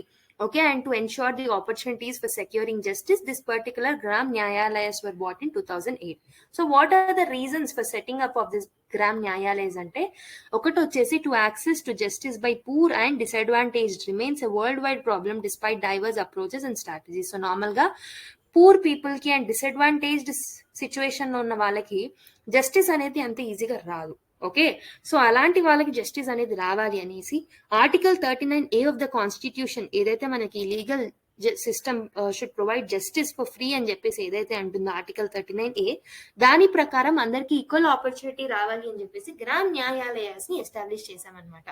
So and also government has taken various measures to strengthen judicial system by simplifying the procedural laws, okay, incorporating various alternative dispute redressal mechanism, so such as arbitration, conciliation, mediation, okay, Lok Adalats ని constitute చేయడం, ఇలాంటి ఎన్నో steps government తీసుకుందనమాట. ఓకేనా? So ఈ measures ని ఇంకా strengthen up చేయాలి అంటే మనకి గ్రామ్ న్యాయాలయాస్ లాంటివి ఇంకా రావాలి అని చెప్పేసి అనుకున్నారు. And also law commission of India 114th report లో గ్రామ్ న్యాయాలయాస్ అనేవి ఉండాలి అని సజెస్ట్ చేసింది అనమాట. And it has told that Gram Nyayalayas ని తీసుకురావడం వల్ల మనకి speedy, inexpensive and substantial justice అనేది వస్తుంది. ఓకేనా అని చెప్పింది అనమాట. ఈవెన్ లా కమిషన్ రికమెండ్ చేసింది. So Gram Nyayalayas act 2008 is broadly based on the recommendation of law commission అని చెప్పొచ్చు. సో లా కమిషన్ రికమెండేషన్ ద్వారానే మనకి మెయిన్ గా గ్రామ్ న్యాయాలయాస్ అనేది ఫామ్ అయిందని చెప్పొచ్చు అనమాట. So justice to the poor at the door step is the dream of the poor. So normal గా వాళ్ళ ఇంటి డోర్ ఏదైతే ఉందో డోర్ స్టెప్ లోనే వాళ్ళకి జస్టిస్ అనేది రావాలి అని చాలా మంది పూర్ పీపుల్ యొక్క కళ అనమాట. ఓకేనా? సో అలాంటి కళని నిజం చేయడానికి గ్రామ్ న్యాయాలయాస్ అనేది వచ్చిందనమాట. It was constituted. Okay, so what are the salient features of this Gram Nyayalayas? So Gram Nyayalayas should be a court of judicial magistrate of first class and its presiding officers. Presiding officer name antaru ante Nyayadhikari అని అంటారు అనమాట Gram Nyayalayas లో. Shall be appointed by the state government in consultation with the High Court. High Court ని consult చేస్తూ state government should actually establish this Gram Nyayalayas అనమాట. And ఒక judicial magistrate ఎవరైతే ఉంటారో అతన్ని, okay, they should act as a presiding officers of this Gram Nyayalayas. And it shall be established for every panchayat or intermediate level or a group of contiguous panchayats at intermediate level in the district, or where there is no panchayat at the intermediate level in any state for a group of contiguous Panchayat. So normal గా group లెవెల్లో అంటే 2 or more panchayats కి కానీ, ఒక పంచాయత్ కి కానీ, district లెవెల్లో కానీ, పంచాయత్ లెవెల్లో కానీ ఒక గ్రామ్ న్యాయాలయాన్ని ఎస్టాబ్లిష్ చేయొచ్చు. ఎవరు ఎస్టాబ్లిష్ చేయొచ్చు? State government after consulting with the High Court. So the Nyayadhikaris who will preside over these Gram Nyayalayas are strictly judicial officers and will be drawing the same salary, same powers as the first class magistrates working under the High Court. So normal ga high courts కింద పనిచేస్తున్న first class magistrates కి ఎలా అయితే salary వస్తుందో దీంట్లో ఉన్న న్యాయాధికారిస్ కి కూడా అలాంటి పవర్స్ ఉంటాయి అండ్ ఆల్సో అలాంటి శాలరీనే వస్తుంది అనమాట. సో నార్మల్ గా గ్రామ్ న్యాయాలయ అనేది ఒక మొబైల్ కోర్ట్. అంటే సో ఒక్కొక్క దగ్గరికి వెళ్ళి, అంటే జస్టిస్ ని పీపుల్ దగ్గరికి వెళ్ళి జస్టిస్ ఇవ్వడాన్ని మనము మొబైల్ కోర్ట్ అంటాం అనమాట. ఓకే, ఎవరైతే అగ్రైడ్ పర్సన్స్ ఉంటారో వాళ్ళు మన దగ్గరికి రావడం కాదు, మనమే వాళ్ళ దగ్గరికి వెళ్ళడాన్ని మనం మొబైల్ కోర్ట్ అంటాము. ఓకేనా? సో నార్మల్ గా సివిల్ అండ్ క్రిమినల్ కోర్టుల రెండిట్లా పనిచేస్తుంది అనమాట. So the seat of a Gram Nyayalaya will be located at the headquarters of the intermediate panchayat. They will go to the villages work there and dispose of the cases. So normal గా seat వచ్చేసి intermediate panchayat లో headquarters ఎక్కడైతే పంచాయత్ లెవెల్లో ఉంటుందో అక్కడ ఉంటుంది. But however they will resolve the disputes by going to the population itself. So వాళ్ళ దగ్గరికి వెళ్ళి జస్టిస్ అనేది ఇస్తారనమాట. Okay, so they will try criminal cases also, civil suits also. Okay, which are related to the first schedule and the second schedule of the act. అంటే normal గా ఈ particular చట్టంలో మిగతా షెడ్యూల్స్ తో మెన్షన్ చేసిన వాటి గురించి కూడా వీళ్ళు డీల్ చేస్తూ ఉంటారు అనమాట. అంటే so these people will deal with both civil cases and also criminal cases అని గుర్తుపెట్టుకోండి. So the central as well as the state government has been given power to amend the first schedule and the second schedule of the act as their per respective legislative competence. So normal గా ఈ particular చట్టం ని వాళ్ళకి okay ఏమంటారు మార్చి amend చేసే అధికారం కూడా ఉంటుందన్నమాట. ఓకే, ఎవరికి? స్టేట్ గవర్నమెంట్స్ ఉంటుంది అండ్ ఆల్సో సెంట్రల్ గవర్నమెంట్ కి కూడా ఉంటుంది. So Gram Nyayalaya shall follow summary procedure in criminal trial and the Gram Nyayalayas shall exercise the power of a civil courts with certain modification and shall follow the special procedure. So special procedure ni follow avutaru civil court laga panchesinappudu. Okay, so more or less similar to civil court they will function anamata. Okay, they will actually try to settle the disputes as far as possible by bringing about conciliation between the parties. So parties madhyalo ఒక amicable manner లో ఒక conciliation అంటే ఒక agreement కి reach అయ్యేలా చేస్తారనమాట. So the judgement and order passed by Gram Nyayalaya shall be deem to be decree and avoid delay in the execution. The Gram Nyayalaya shall follow procedure summary procedure for the execution. Summary procedure అనేది ఒకటి ఉంటుంది, దాన్ని follow అవుతూ justice ని dispense చేయాలన్నమాట. Okay, they shall not be bound by the rules of the evidence. So evidence act లో ఉన్న okay procedures ఏవైతే ఉంటాయో అవి వీళ్ళు ఫాలో అవ్వనక్కర్లేదన్నమాట. సో దాని వల్ల ఏమవుతుంది అంటే మనకి వీళ్ళు న్యాచురల్ జస్టిస్ అనే ప్రిన్సిపల్స్ మీద ఓకే దాని బేసిస్ మీద జడ్జ్మెంట్స్ ఇస్తారు కాబట్టి judgments will be very fast and they will be flexible also. Okay, చాలా డేస్ ఎలాంగేట్ అవుతూ ఉండదన్నమాట, జస్టిస్ అనేది ఫాస్ట్ గా వచ్చేస్తుంది. ఓకేనా? సో నార్మల్ గా వీటి నుంచి అపీల్స్ ఏవైతే ఉంటాయో దే లై in the court of sessions court లో అపీల్ చేసుకోవచ్చు, which shall be heard and disposed of with in a period of 6 months. So appeal చేసుకున్న 6 months లోపు దాన్ని వినాలి అండ్ దాని తర్వాత దాని జడ్జ్మెంట్ సెషన్స్ కోర్ట్ లో ఇచ్చేయాలన్నమాట. Appeal in the civil cases ఏవైతే ఉంటాయో these will be to the district court అనమాట. ఓకే, అండ్ ఇవి కూడా 6 months లోపు జడ్జ్మెంట్స్ అనేవి ఇచ్చేయాలి. A person accused of an offence may file an application for plea bargaining also. So these are different features of the Gram Nyayalayas. So if you look at the establishment, so central government has decided to meet the non-recurring expenditure on the establishment of these Gram Nyayalayas subject to ceiling of 18 lakhs. So ఇందులో non recurring expenditure ని మళ్ళీ meet చేయాలనుకుంటుంది central government. అందులో 18 lakhs లో 10 lakhs అనేది construction purpose use చేస్తారనమాట, court యొక్క construction purpose. 5 lakhs ఏమో vehicle కోసం అండ్ 3 lakhs ఏమో ఆఫీస్ ఎక్విప్మెంట్ కోసం. Okay, more than 5,000 Gram Nyayalayas are expected to be set up under the act, for which central government would provide for 1,400 crores అనేది assistance గా ఇస్తారనమాట. More than 5,000 Gramalayas ని okay like తీసుకొద్దామని planning లో ఉన్నారు. Under of the Gram Nyayalaya Act 2008, it is for the state governments to establish Gram Nyayalayas in consultation with the respective high court. So state government ఏం చేయాలి అంటే Gram Nyayalaya Act 2008 ప్రకారం state government need to establish Gram Nyayalaya అన్నమాట. So ఎవరి consultation తో అంటే high court యొక్క consultation తో, ఆ పర్టికులర్ స్టేట్ కి ఉన్న రెస్పెక్టివ్ హైకోర్టు యొక్క కన్సల్టేషన్ తో ఈ పర్టికులర్ చట్టం కింద state government can actually establish the Gram Nyayalaya అనమాట. So majority of the states have now set up regular courts at taluka level. Further, reluctance of police officials and other state functionaries to invoke jurisdiction of the Gram Nyayalayas, lukewarm response of the bar, non-availability of notaries and stamp vendors, problem of concurrent jurisdiction of regular courts. So, these issues undadam valla. So, these issues are indicated by the states which are coming in the way of operationalization of the Gram Nyayalayas. So, normal ga anukunnaru kani anukunna level lo implementation ani తీసుకురాలేకపోతున్నారు in setting up of this particular Gram Nyayalayas. ఎందుకంటే because of lot of problem. ఎందుకంటే దీని యొక్క jurisdiction and మిగతా courts యొక్క జ్యూరిస్డిక్షన్స్ okay overlap అవ్వడం and also response of the bar అంటే response అనేది తొందరగా రాకపోవడం. ఓకే, సో రెడ్ టెపిజం అనేది ఎక్కువగా ఉండడం. Non availability of the notaries. So ఇవన్నీ ప్రాబ్లమ్స్ వల్ల they are not able to operationalise the Gram Nyayalayas అనమాట. So the issues affecting operationalisation of the Gram Nyayalayas were discussed in the conference of chief justice of high court and chief ministers of the states in 2013. So అప్పుడు chief justice యొక్క conference ఏదైతే ఉంటుందో of different high courts అందులో discuss చేశారంట దీనికి సంబంధించిన problems ఏంటి అని. So it was decided in the conference that the state governments and high court should decide the question of establishment of Gram Nyayalayas wherever feasible, taking into account their local problems. So ఆ particular conferences లో ఏం decide చేసుకున్నారు అంటే, so they have decided to establish gram nyayalayas wherever it is required, wherever it is feasible. They wanted to construct gram nyayalayas anamata. Okay, so by putting in the mind the local problems ఏవైతే ఉన్నాయో వాటిని తొందరగా solve చేస్తూ gram Nyayalayas ని establish చేయాలని అనుకున్నారు. So the focus is on setting up Gram Nyayalayas in taluks where regular courts have not been set up. So normal గా తాలూక్ లెవెల్లో రెగ్యులర్ కోర్ట్స్ ఎక్కడైతే సెటప్ చేయలేరో సో అక్కడ ఖచ్చితంగా ఒక గ్రామ్ న్యాయాలయాన్ని సెటప్ చేయాలి. ఎందుకంటే ఓవర్లాపింగ్ ఆఫ్ జ్యూరిస్డిక్షన్ అనే ప్రాబ్లం రాదు ఇక్కడ. ఓకే, ఆల్రెడీ అక్కడ తాలూక్ లెవెల్ కోర్ట్స్ లేకపోతే సో ఆ టైంలో మనం గ్రామ్ న్యాయాలయాస్ ని సెటప్ చేయొచ్చు అనమాట. Okay, this is about establishment and problems related to the establishment of the gram nyayalayas. Okay,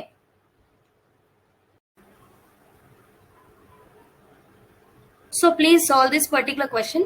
With reference to Gram Nyayalaya Act, which of the following statements is or are correct? As per the Act, Gram Nyayalayas can hear only civil cases and not criminal cases. So statement number 2, the Act allows local social activists as mediators or reconciliators. Select the correct answer using the codes given below. Option 1, 1 only. Option 2, 2 only. Option 3, both 1 and 2. Option 4, neither 1 not 2. Oksa try cheyandi question ni. So I hope you people have tried it. So the right answer is manaki 2 only is the right answer anamata. Endukante ee Gram Nyayalaya Act edaithe undo 2008 lo vachina act edaithe undo so అది మనకి gram న్యాయాలయ establishment గురించి మాట్లాడుతుంది, అది మనకు తెలిసిందే.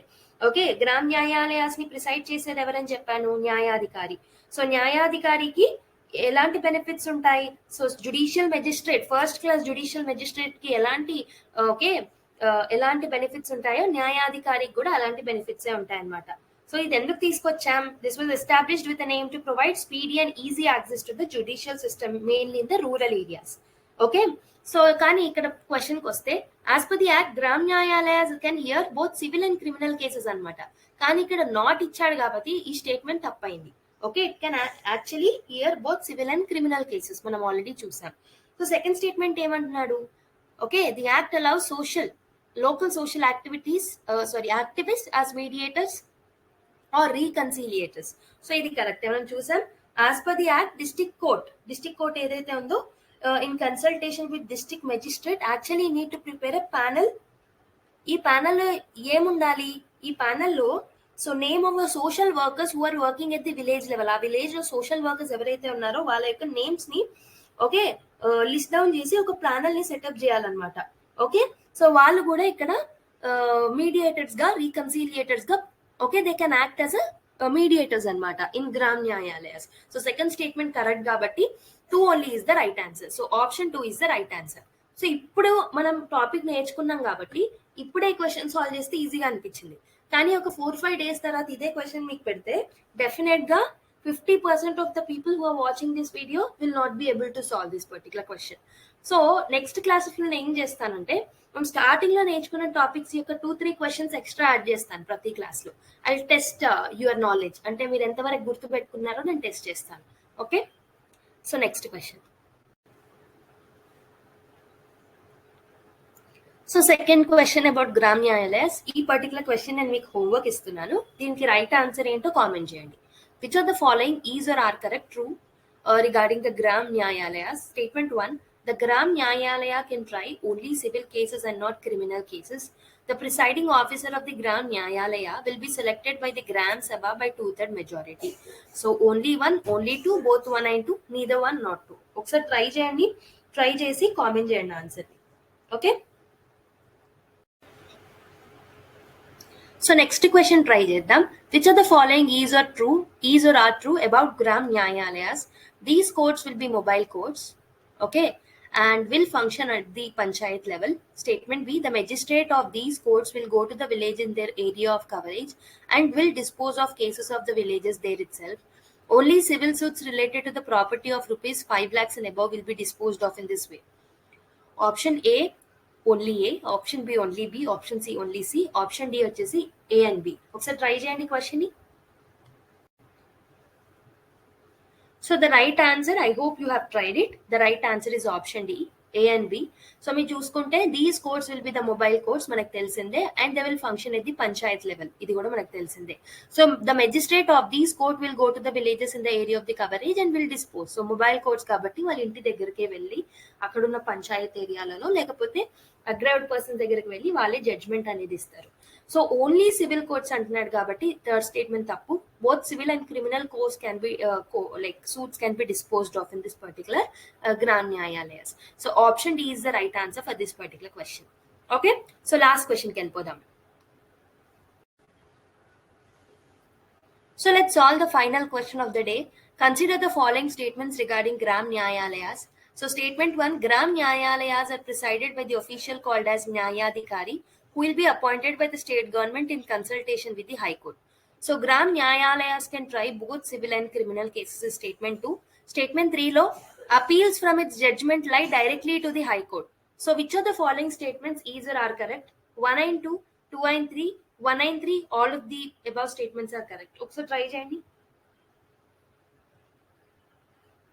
Okay, I hope you people have tried it. So the right answer is option A అన్నమాట. 1 and 2 statements are right answers.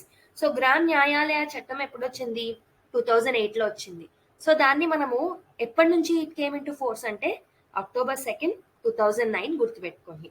Okay, so this is to provide for the establishment of the Gram Nyayalayas at the grass root levels. ఓకేనా? So మనకి ప్రతి gram న్యాయాలయాలో ఒక judicial magistrate, okay, న్యాయాధికారిగా అంటే presiding officer గా పనిచేస్తారనమాట. So he or she will be appointed by the state government in consultation with the high court కాబట్టి statement 1 correct అయింది. Okay, and Gram Nyayalaya ఎక్కడెక్కడ సెటప్ చేస్తాం? So we'll set up it every panchayat level, okay, at intermediate level or group of panchayats కి కలిపి కూడా ఒక గ్రామ్ న్యాయాలయాన్ని setup చేస్తామని చెప్పాను. సో ఇది మనకి మొబైల్ కోర్ట్ అని కూడా తెలిసిందే. So mobile court and it will dispose both criminal and civil cases కాబట్టి సెకండ్ స్టేట్మెంట్ కూడా కరెక్టే. ఓకేనా? సో కానీ ఇక్కడ తప్పైంది ఏంటి అంటే థర్డ్ స్టేట్మెంట్. ఎందుకు తప్పైంది అంటే appeals from this judgment lie directly to the high court అని చెప్పేసి అంటున్నాడు. కానీ అపీల్స్ ఎక్కడికి వెళ్తాయి? Appeals from this Gram Nyayalayas will actually go to the session courts అన్నమాట. సెషన్ కోర్ట్స్ కి వెళ్తాయి ఎప్పుడు? ఒకవేళ అది క్రిమినల్ కేసు అయితే సెషన్ కోర్ట్ కి వెళ్తుంది అపీల్. ఓకే, ఒకవేళ అది okay I'm sorry, session courts in case of in session court in case of a criminal case and district court ఏదైతే ఉంటుందో అక్కడికి అపీల్ అవుతుంది if it is a civil case. Civil కేసులో appeals ఎక్కడికి వెళ్తాయి? District court కి. Criminal కేసులో session courts కి వెళ్తాయి అనమాట. అలా మనకి అపీల్స్ అనేవి మనకి డైరెక్ట్ గా హైకోర్ట్ లో జరిగాయి కాబట్టి సో మనకి థర్డ్ స్టేట్మెంట్ అనేది తప్పైంది. So option A is the right answer for this final question. Okay, so I hope so you people have enjoyed this particular session. So I think you have gained enough knowledge in this particular topic. So next class లో మనము fresh గా ఇంకో topic తో మొదలు పెట్టుకుందాం. ఓకేనా? So మన courts కి సంబంధించింది హైకోర్ట్ అండ్ సబార్డినేట్ కోర్ట్స్ కి సంబంధించింది కూడా మనం కంప్లీట్ చేసుకున్నాం కాబట్టి freshly in the next class will start a new topic. Okay, so thank you everyone, keep smiling, bye. And మీకు వీడియో కనుక నచ్చినట్టయితే లైక్ చేయడం మర్చిపోద్దు. And also please subscribe to our channel and also give your valuable feedback through the comment box. Okay, bye.